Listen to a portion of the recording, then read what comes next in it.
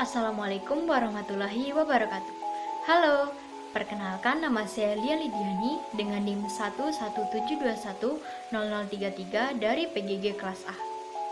Dalam rangka memenuhi tugas pengantar geodesi dan geomatika yang diberikan oleh dosen saya, yakni Ibu Desi Aprianti, maka pada kesempatan kali ini saya akan menjelaskan mengenai metode yang digunakan dalam ilmu geodesi dan ilmu geomatika. Oleh karena itu, mari kita simak penjelasan berikut ini. Langsung saja, berikut adalah metode-metode yang digunakan dalam ilmu geomatika dan ilmu geodesi. Sebelum melangkah lebih jauh, alangkah lebih baiknya kita mengetahui terlebih dahulu mengenai apa itu teknik geomatika.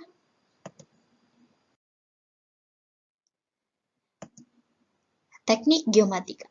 Teknik geomatika merupakan ilmu perpaduan antara ilmu geodesi dan ilmu informatika.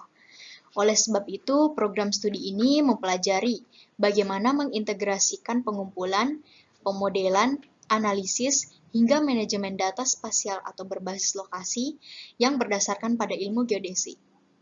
Hal ini dilakukan dengan cara mentransformasi data dari berbagai sumber pengukuran tersebut ke dalam suatu sistem informasi atau ilmu informatika. Teknik geomatika sendiri sangat erat kaitannya dengan survei pemetaan. Nah, apa sih survei pemetaan itu? Survei pemetaan. Survei pemetaan merupakan suatu disiplin ilmu yang mencakup metode mengukur, memproses, mengumpul, dan menyebarluaskan informasi mengenai lingkungan dan fisik bumi yang kemudian diolah untuk berbagai kebutuhan. Metode ini terbagi menjadi 3 bagian. Yang pertama adalah survei terestris, yang kedua adalah fotogrametri, dan yang ketiga adalah penginderaan jauh atau remote sensing. Data yang dihasilkan dari ketiga metode ini dapat diolah menjadi peta yang informatif dengan menggunakan Sistem Informasi Geografis atau SIG. Nah, selanjutnya akan dijelaskan mengenai keempat metode tersebut. Survei terestris. Survei terestris merupakan kegiatan pengukuran yang dilakukan di permukaan bumi, di mana pengamat melakukan kontak langsung dengan objek yang akan dipetakan. Contoh alat yang digunakan dalam pengukurannya adalah theodolit dan total station. Nah, gambar di samping itu terdapat orang yang sedang mengukur menggunakan theodolit. Adapun hasil dari pengukuran metode survei terestris ini berupa peta topografi. Kemudian, beberapa pengukuran yang dilakukan dalam survei terestris terbagi menjadi 4. Yang pertama adalah pengukuran poligon atau kring. Di sini membutuhkan beberapa komponen, yaitu koordinat awal, koordinat akhir, azimut awal, data ukuran sudut, dan jarak. Kemudian pengukuran yang kedua adalah pemetaan situasi. Yang ketiga, pengukuran posisi planimetris atau koordinat X, Y, Z. Dan yang keempat adalah pengukuran ketinggian atau elevasi.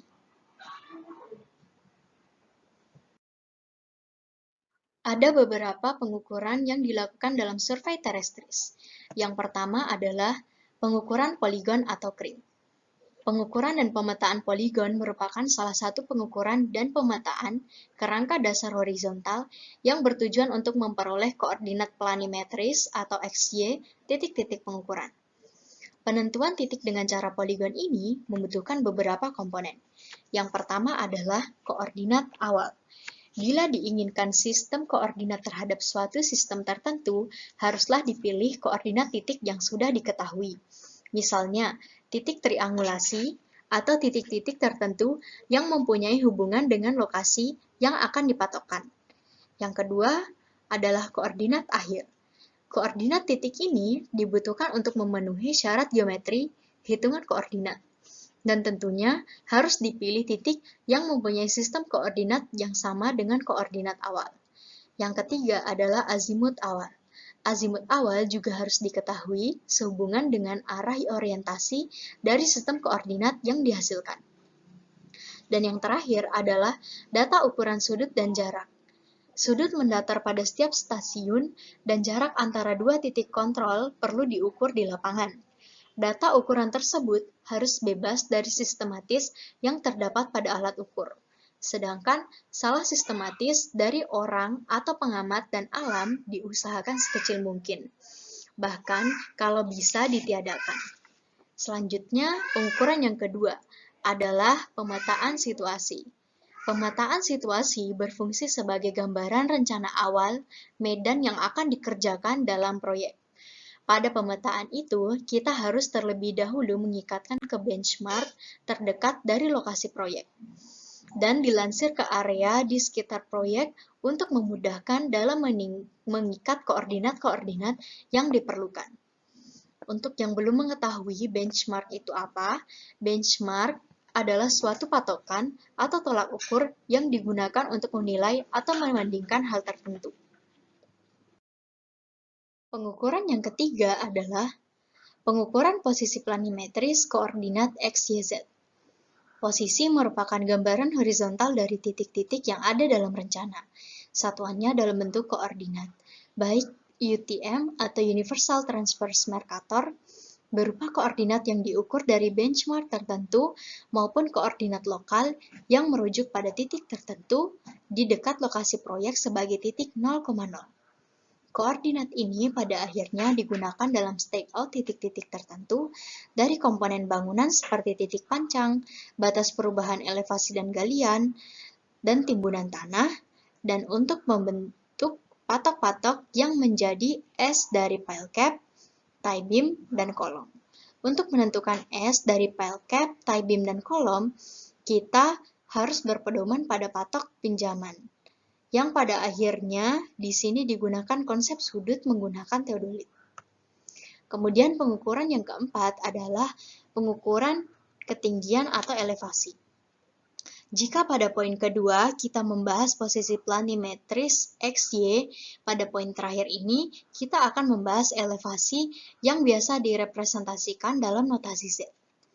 Elevasi atau ketinggian juga sangat penting dalam konstruksi bangunan, karena menjadi dasar dalam menentukan elevasi plus 0,000 lantai yang menjadi patokan dalam menentukan elevasi-elevasi yang lain seperti elevasi bottom dan top pile cap, bottom dan top tie beam, cut and fill, top stack pancang, dan top cutter pancang, dan masih banyak lagi.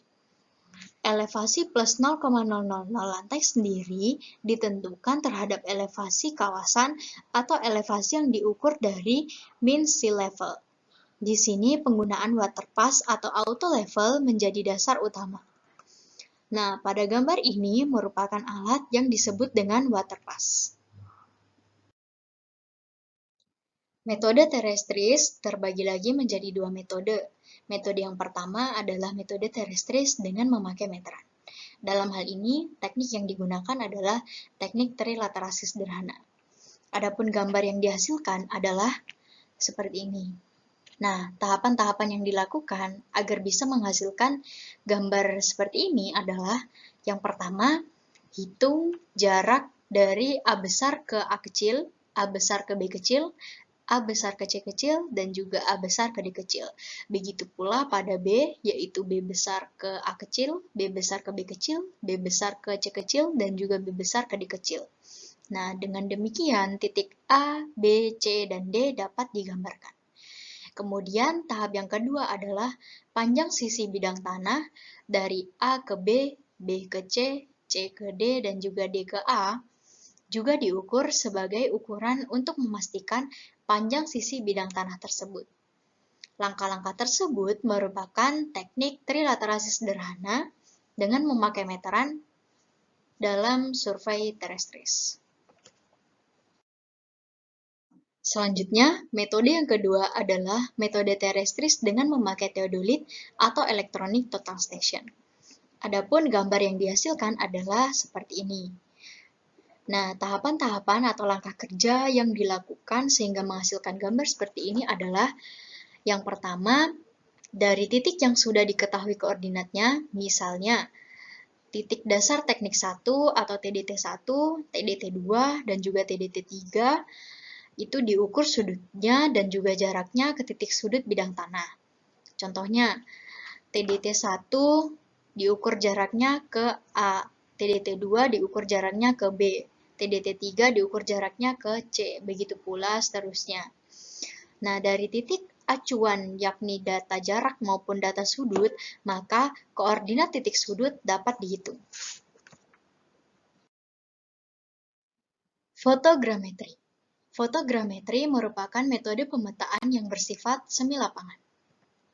Menurut Wolf, fotogrametri adalah seni, ilmu, dan teknologi untuk memperoleh informasi terpercaya tentang objek fisik dan lingkungan melalui proses perekaman, pengukuran, dan interpretasi gambaran fotografik dan pola radiasi tenaga elektromagnetik yang terekam.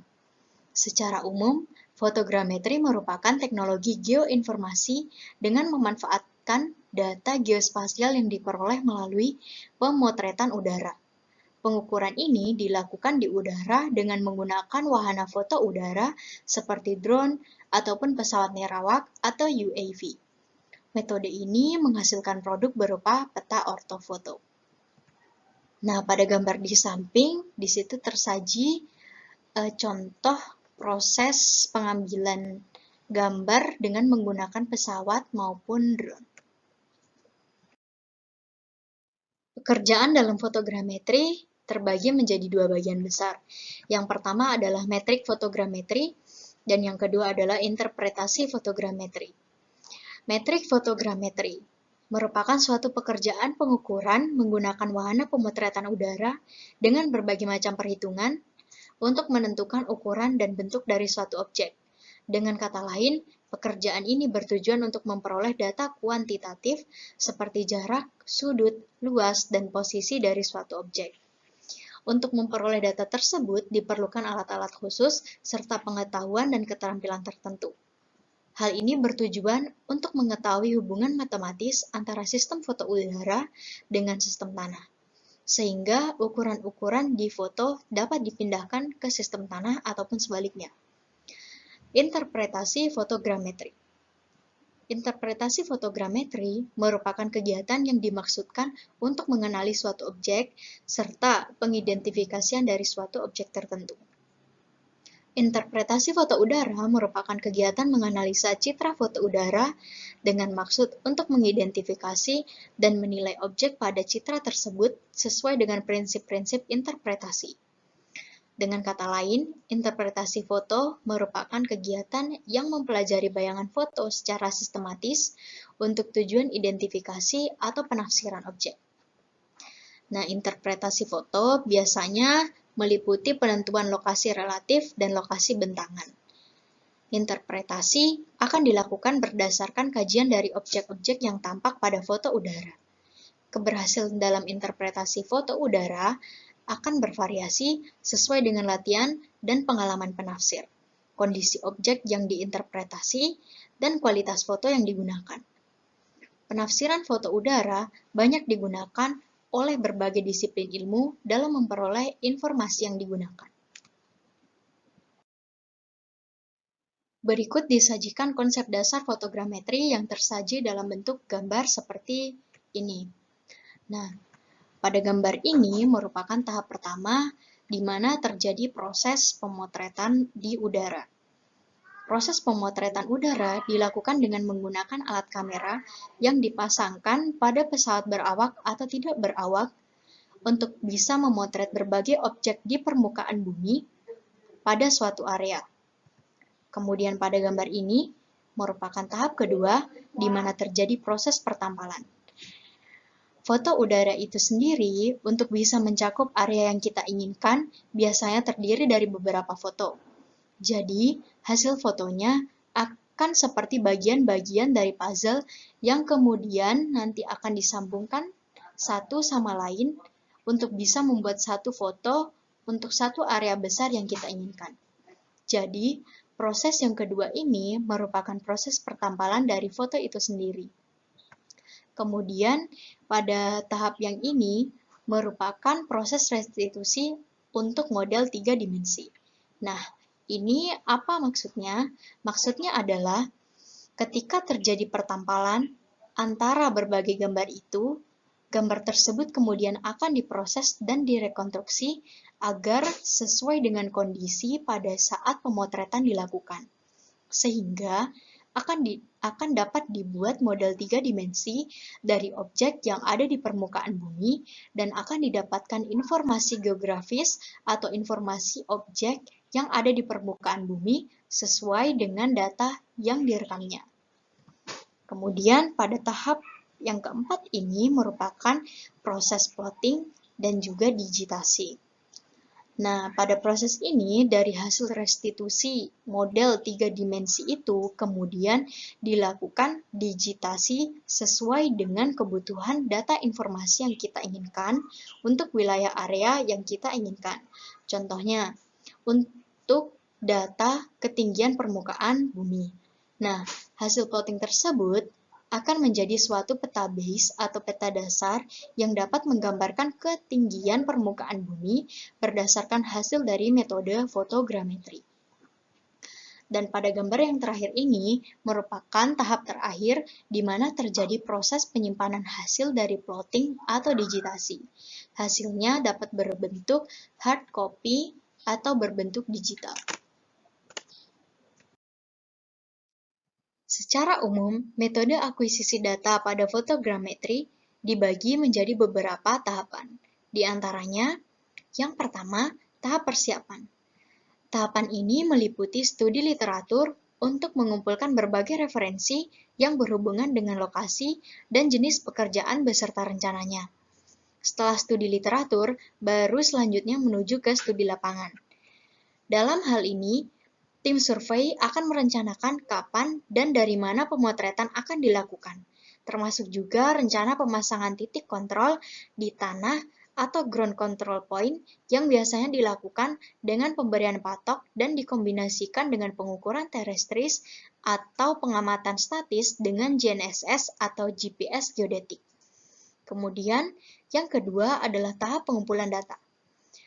Tahap pengumpulan data meliputi pengambilan foto dari berbagai sudut pemotretan dan mengumpulkan foto-foto tersebut. Selanjutnya, menetapkan titik kontrol dari objek yang diteliti. Dari hasil pemotretan, akan didapatkan hasil berupa foto yang akan dipetakan. Hasil yang diperoleh bisa diketahui baik dan tidaknya berasal dari kualitas ketajaman dan kesempurnaan overlap-nya. Biasanya, hasil pemotretan memiliki overlap berkisar di angka 60% dan side lap berkisar 30%. Akan tetapi, pada keperluan tertentu, hasil overlap dan side lap bisa diatur sebagaimana yang dibutuhkan. Tahap selanjutnya adalah tahap pengolahan data. Pada tahapan ini, harus dilakukan dengan sangat teliti untuk menghasilkan peta yang juga memiliki tingkat ketelitian yang baik. Proses pengolahannya memanfaatkan beberapa perangkat lunak dan hal ini disesuaikan dengan selera dari geodet tersebut. Beberapa perangkat lunak yang biasa digunakan diantaranya adalah Agisoft, Photo Modeler, Global Mapper, dan sebagainya, di mana pada masing-masing tahapan pengolahan bisa jadi menggunakan perangkat lunak yang berbeda-beda dan dikombinasikan satu sama lain. Kemudian tahap yang keempat adalah tahap pengumpulan data. Tahapan ini merupakan tahap terakhir. Data yang disajikan bervariasi, tergantung permintaan dari pihak pemberi pekerjaan atau kesepakatan. Hasil akhir dari pekerjaan fotogrametri adalah peta garis atau peta foto yang tentunya sudah terortomozaik dengan baik. Pada peta garis, detail-detail di lapangan digambarkan dalam bentuk simbol-simbol tertentu, sedangkan peta foto merupakan citra yang terekam selama pekerjaan fotogrametri. Metode selanjutnya adalah penginderaan jauh. Apa itu penginderaan jauh? Penginderaan jauh atau yang biasa disebut dengan inderaja adalah pengukuran atau akuisisi data dari sebuah objek atau fenomena oleh sebuah alat yang tidak secara fisik melakukan kontak dengan objek tersebut. Dengan kata lain, pengukuran atau akuisisi data dari sebuah objek atau fenomena oleh sebuah alat dari jarak jauh.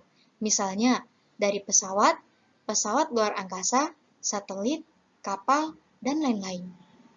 Pada gambar di samping, Nah, ini merupakan wahana penginderaan jauh. Ada boom yang paling rendah, kemudian ada helikopter, pesawat udara, balon stratosfer, roket, dan yang paling tinggi adalah satelit. Dalam penginderaan jauh didapat masukan data atau hasil observasi yang disebut dengan citra. Citra dapat diartikan sebagai gambaran yang tampak dari suatu objek yang sedang diamati sebagai hasil dari liputan atau rekaman suatu alat pemantau. Interpretasi citra merupakan kegiatan mengkaji foto udara dan atau citra dengan maksud untuk mengidentifikasi objek dan menilai arti pentingnya objek tersebut. Adapun tahapan-tahapan dalam menginterpretasikan citra, yaitu yang pertama deteksi. Deteksi ialah pengenalan objek yang mempunyai karakteristik tertentu oleh sensor. Yang kedua, identifikasi. Identifikasi ialah mencirikan objek dengan menggunakan data rujukan. Dan yang terakhir, analisis. Analisis ialah mengumpulkan keterangan lebih lanjut secara terinci.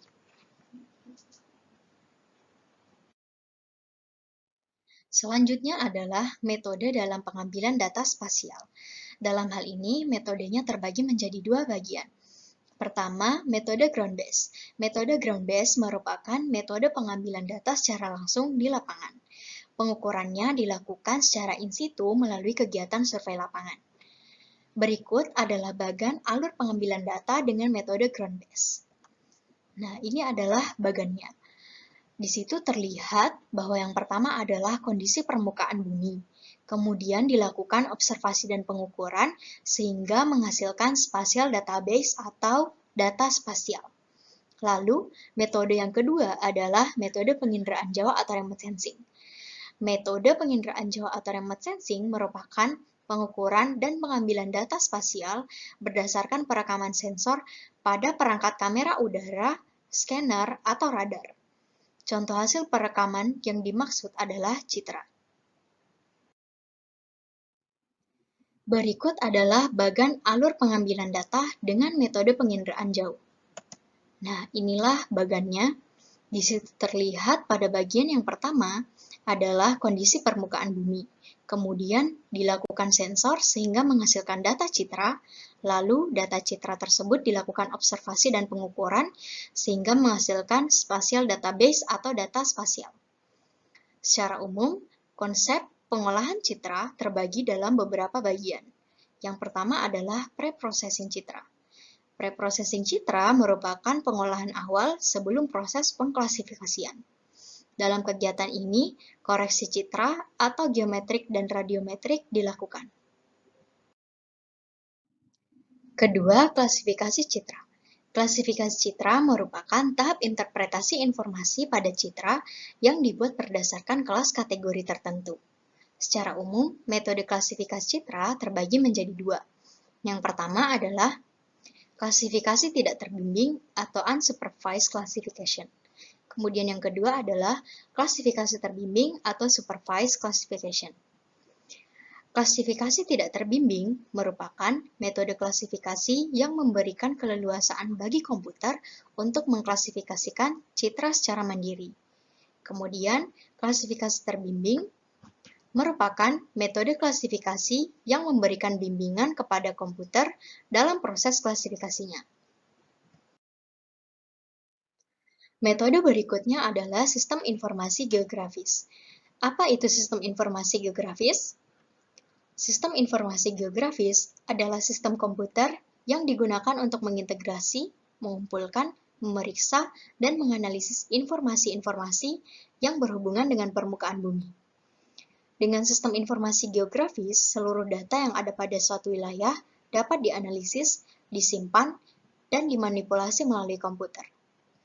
Sebelum mengetahui metode apa saja yang terdapat dalam sistem informasi geografis, kita harus mengetahui komponen-komponen yang terdapat dalam metode sistem informasi geografis.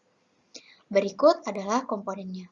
Yang pertama adalah data, kedua, perangkat keras atau hardware, ketiga, perangkat lunak atau software, keempat, manajemen, kelima, sumber daya manusia, dan yang keenam adalah metode. Adapun penjelasan secara lengkap mengenai komponen-komponen yang terdapat dalam sistem informasi geografis, yaitu yang pertama, data. Data berfungsi sebagai data spasial dengan referensi kebumian dan keruangan yang kemudian akan diolah. Data sendiri terbagi menjadi dua bagian. Yang pertama, data spasial. Data spasial merupakan data grafis yang dapat mengidentifikasi tampilan lokasi geografi dalam bentuk garis, titik, dan poligon. Kemudian yang kedua, data atribut. Data atribut merupakan data berbentuk penjelasan yang setiap fenomenanya terjadi di permukaan bumi. Yang kedua, perangkat keras atau hardware. Perangkat keras atau hardware pada sistem informasi geografis berfungsi sebagai suatu perangkat-perangkat fisik yang digunakan dalam suatu sistem komputer. Perangkat keras sistem informasi geografis terdiri dari beberapa bagian, yaitu input data. Perangkat yang digunakan adalah scanner, mouse, dan digitizer. Kemudian, olah data, perangkat yang digunakan adalah hard disk, RAM, VGA card, dan prosesor. Kemudian, output data. Output data, perangkat yang digunakan adalah printer, plotter, dan screening. Kemudian, komponen yang ketiga adalah perangkat lunak atau software. Perangkat lunak atau software berfungsi melakukan proses penganalisaan, penyimpanan, visual data-data baik pada data spasial maupun non-spasial. Perangkat lunak yang harus terdapat dalam komponen sistem informasi geografis yaitu pertama, alat untuk memasukkan dan memanipulasi data sistem informasi geografis. Kedua, alat untuk menganalisa data-data. Ketiga, alat untuk menampilkan data dan hasil analisa. Dan yang terakhir, Database Management System atau DBMS. Komponen yang keempat adalah manajemen. Manajemen sebagai salah satu perangkat dalam sistem informasi geografis, yaitu pada sumber daya manusia. Suatu proyek sistem informasi geografis hanya akan berhasil jika dilakukan dengan manajemen yang baik.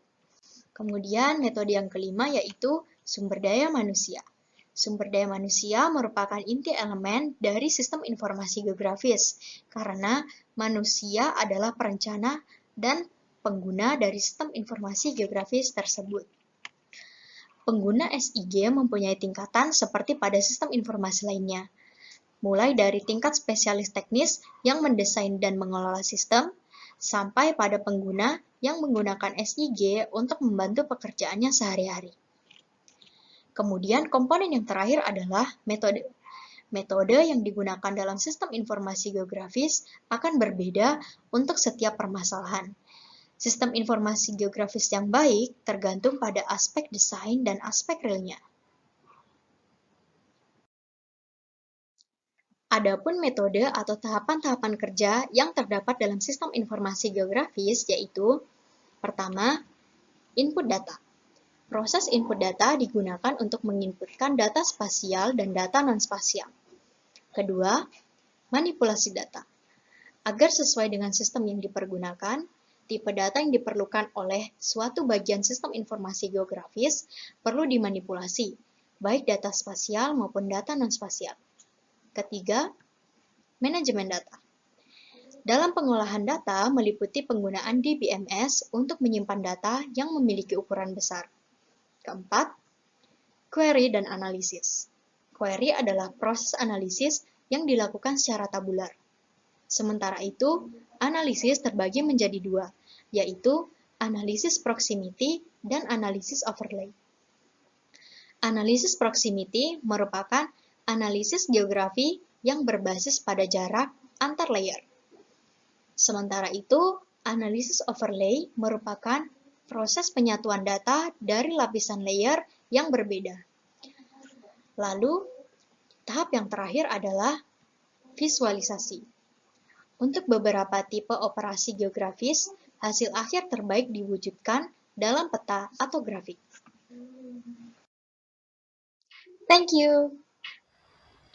Berdasarkan materi yang telah dipaparkan, dapat disimpulkan bahwa metode yang digunakan dalam ilmu geodesi dan ilmu geomatika sangatlah banyak, seperti metode survei terestris, metode fotogrametri, metode penginderaan jauh, metode sistem informasi geografis, dan masih banyak lagi. Saya harap penjelasan ini dapat memberikan banyak manfaat, baik digunakan sebagai referensi maupun sebagai penambah wawasan. Sekian penjelasan dari saya, lebih dan kurangnya mohon dimaafkan. Wabillahi taufiq wal hidayah. Wassalamualaikum warahmatullahi wabarakatuh. Dadah.